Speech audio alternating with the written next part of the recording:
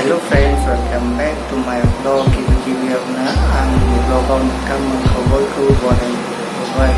लोगोफोर नोंथांमोनाथ' मिथिखायो थाम्बनेल आरो टाइटेलाव नायनानै आं माहाय दंफैयो। लोगोफोर आंनि बाबाया लोमजादों आरो हासुनो हाया जादों, बेनिखायनो आङो गुवाहाटी दिसपुर पलिक्लिनिकआव दंफैयो बाबाखौ अपारेसन खालामनो।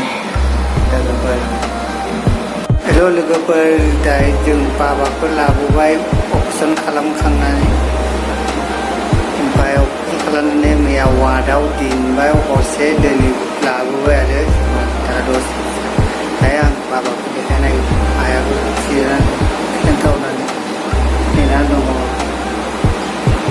जा गिदिरखा मोसौनो होनाय बायदि बेखौनो फै आरो दैजा दंबावो,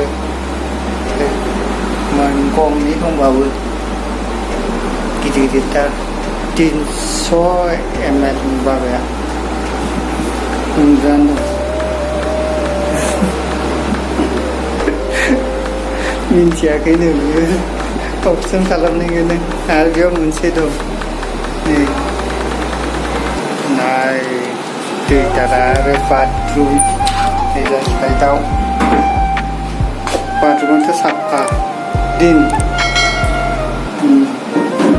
जिरायग्रा लाखियो।